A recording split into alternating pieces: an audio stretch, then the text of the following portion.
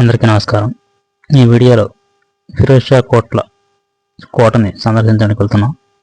ఈ కోట దేశ రాజధాని అయినటువంటి ఢిల్లీలో అరుణ్ జైట్లీ స్టేడియానికి సమీపంలోనే ఉంటుంది. ఒకప్పుడు ఫిరోజ్ షా కోట్లా స్టేడియమే ఇప్పుడు అరుణ్ జైట్లీ స్టేడియంగా పేరు మార్చారు. ఇంకా దీనికి సమీప metro station Delhi gate. Delhi gate metro station నుంచి ఈ కోట 500 మీటర్ల దూరంలో ఉంటుంది. ఈ కోటలోనికి ప్రవేశించడానికి ముందుగా మనం టికెట్ తీసుకోవాల్సి ఉంటుంది. టికెట్ ధర ఒక్కొక్కరికి 25 రూపాయలు. ఇక్కడ టికెట్ చెక్ చేసి గేటు ద్వారా లోపలికి పంపిస్తారు.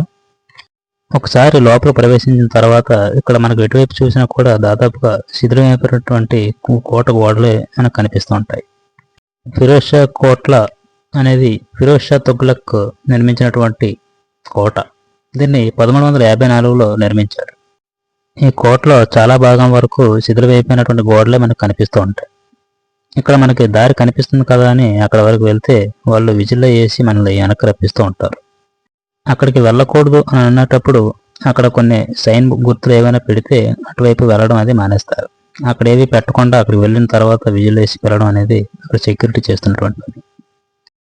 ఇకపోతే ఈ కోటలో ప్రత్యేక ఆకర్షణగా ఉన్నటువంటి ఒక అశోకమైనటువంటి స్తంభం, అలాగే బాహుబలి అంటే బావి, ఇంకా జామీ మసీద్ అనేటువంటి కట్టడాలు మనకి ప్రత్యేక ఆకర్షణగా కనిపిస్తాయి.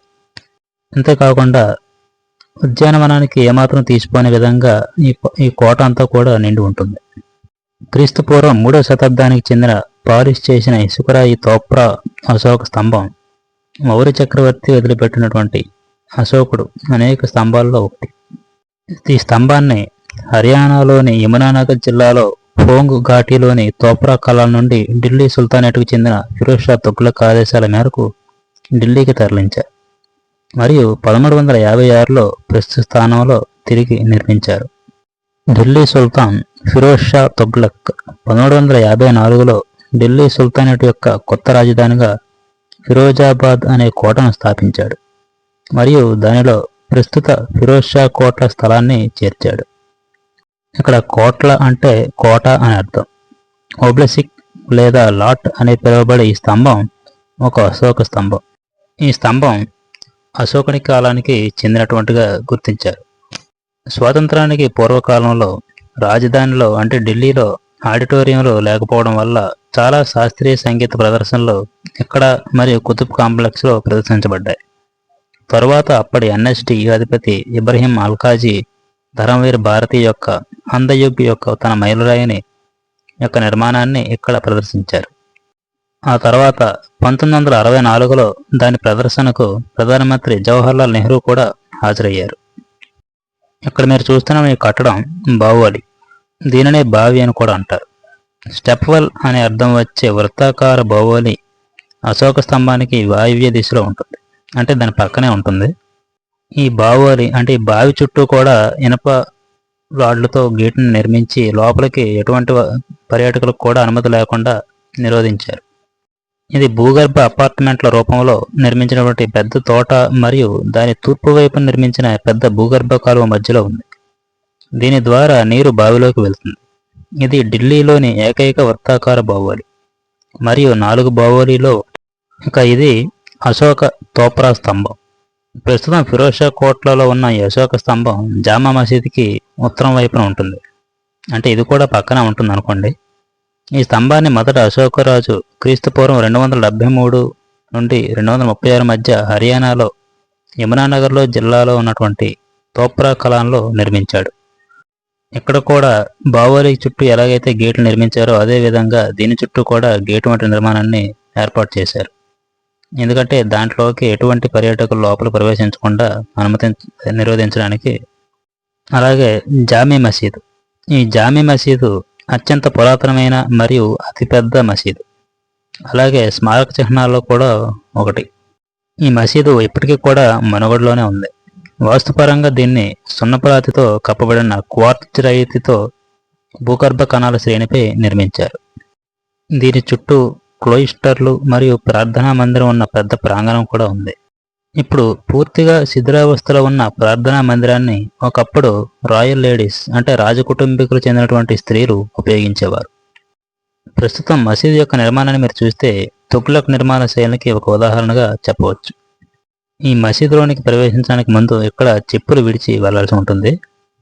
ఈ మసీదు యొక్క ప్రవేశ ద్వారం ఉత్తరం వైపున ఉంది, అంటే అశోకుని యొక్క తోపరా స్తంభం వైపు. ఇది అశోక స్తంభం యొక్క పిరమిడ్ నిర్మాణానికి ఒక కాజ్వే ద్వారా అనుసంధానించబడి ఉంది. ఈ మసీదును తైమూర్ 1398లో తన ప్రార్థనలు చేయడానికి సందర్శించాడు. దాని అందానికి మిగ్ధుడైనటువంటి అతడు ఈ మసీదు యొక్క రూపకల్పనను అనుకరిస్తూ మావనన్నహార్ సమర్కండ్లో ఒక మసీదుని నిర్మించాడు. ఈ మసీదు 1759లో మొఘల్ ప్రధానమంత్రి అయిన ఇమాదుల్ ముల్క్ చక్రవర్తి ఆలంగీర్ రెండును హత్య చేసిన ప్రదేశంగా కూడా ప్రసిద్ధి చెందింది. ఇక్కడ గమనించదగ్గ విషయం ఏమిటంటే, మీరట్లో అశోకుడు నిర్మించిన హిందూరావు ఆసుపత్రికి సమీపంలో మరొక అశోక స్తంభం కూడా ఉంది. అయితే ఆ స్తంభం దురదృష్టవశాత్తు పేలుడు సమయంలో దెబ్బతిన్న తర్వాత 5 ముక్కలుగా విరిగిపోయింది. 1857 తిరుగుబాటు తర్వాత రాజా హిందూరావు అశోక స్తంభం యొక్క విరిగిన ముక్కలను కోల్కతాలోని ఆసియాటిక్ సొసైటీకి బదిలీ చేసే బాధ్యతను స్వీకరించే వరకు 1838 వరకు ఈ స్తంభం ఒక శతాబ్దం పాటు నిర్లక్ష్యం చేయబడింది. ఈ అశోక స్తంభంపై ఉన్న అసలు శాసనం ప్రధానంగా బ్రాహ్మీ లిపిలో ఉంది, కానీ భాష ప్రాకృతం తరువాత కొంత పాలి మరియు సంస్కృతం కూడా జోడించబడ్డాయి. ఇక్కడ మీరు చూస్తున్న ఈ గదులన్నీ కూడా జామీ మసీదుకి కింద భాగంలో ఉన్నటువంటి నిర్మాణం. అంటే ఒకప్పుడు ఇక్కడ జైలు కింద ఉపయోగించే ఉండవచ్చనేది నా అంచనా. కొంతవరకు ఈ ప్రదేశం అంతా కూడా కాస్త చీకటిగా ఉన్నట్లు కూడా అనిపిస్తుంది. మనం వీడియో మొదట్లో చెప్పుకున్నట్లుగానే కోట అంతా కూడా ఇటు చూసిన శిథిలమైపోయినటువంటి గోడలే మనకి కనిపిస్తూ ఉన్నాయి. సొరంగాల మాదిరిగా కనిపిస్తున్నటువంటి ఈ కోట గోడలు మళ్ళీ చూపర్లకు కూడా ఎంతో అబ్బురాన్ని కలిగిస్తున్నాయి. అశోక స్తంభంపై ఉన్న శాసనాన్ని 1837లో జేమ్స్ ప్రిన్సెప్ విజయవంతంగా ఆంగ్లంలోకి అనువదించారు.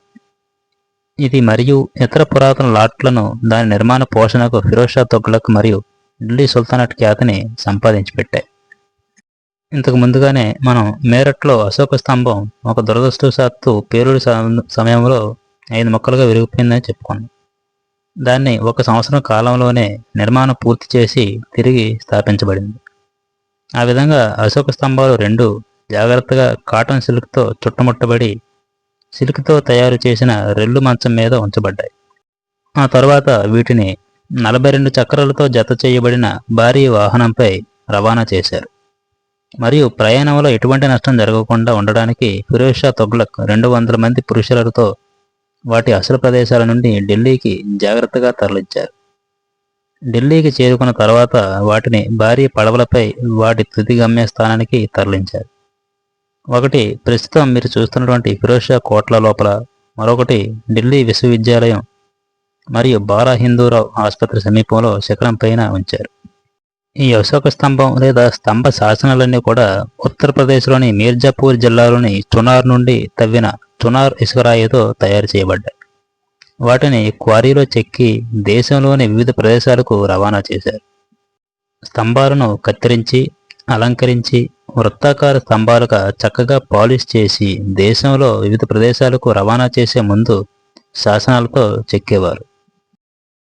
1351-1388 మధ్య మధ్యయుగ కాలంలో ఢిల్లీ నుండి సుల్తాన్గా పాలించిన ఫిరోజ్ షా తుగ్లక్ ఒక గొప్ప చరిత్రకారుడు, వాస్తుశిల్పి, వేటగాడు మరియు నీటిపారుదల పనులు మరియు పట్టణాలను స్థాపించడానికి సంబంధించిన ప్రజా సౌకర్యాలు నిర్మించడానికి లోతైన నిబద్ధత కలిగి ఉన్నాడు.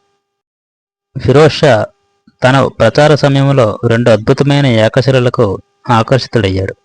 కుతుబ్ మినార్ కాంప్లెక్స్లో ఏ విధంగా అయితే ఇనుప స్తంభం ప్రఖ్యాతిగా పేరుగాంచిందో అదేవిధంగా ఈ ఫిరోజ్ షా కోటలో ఉన్నటువంటి అశోక స్తంభం కూడా అంతే పేరుగాంచింది.